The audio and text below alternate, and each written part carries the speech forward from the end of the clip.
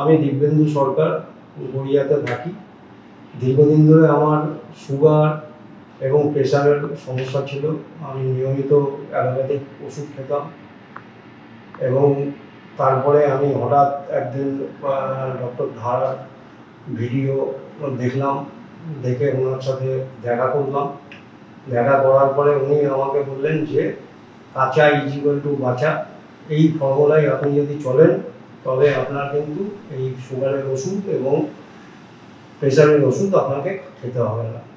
তা আমি ওনার খাদ্যাভ্যাস উনি যেভাবে বলেছিলেন সেইভাবে আমি কিন্তু ওনার কোনো ওষুধ খাইনি। উনি আমাকে ওষুধ দেননি, বলেছেন আপনার সমস্ত কিছু ঠিক আছে, শুধু খাদ্যাভ্যাসটা আপনি পরিবর্তন করুন, আপনার সব কিছু ঠিক হয়ে যাবে। এবার আমি গত নভেম্বর মাস থেকে আজ মে মাসের মধ্যেখানে হয়ে গেল, আমি দীর্ঘদিন ধরে ওনার বলা খাদ্যাভ্যাস করে আমার সুগার এবং প্রেশারের আমি যে অ্যালোপ্যাথি ওষুধ খেতাম সেগুলো এখন বন্ধ আছে দীর্ঘ 6 মাস, এবং আমার সুগার এবং প্রেশার কন্ট্রোলে আছে।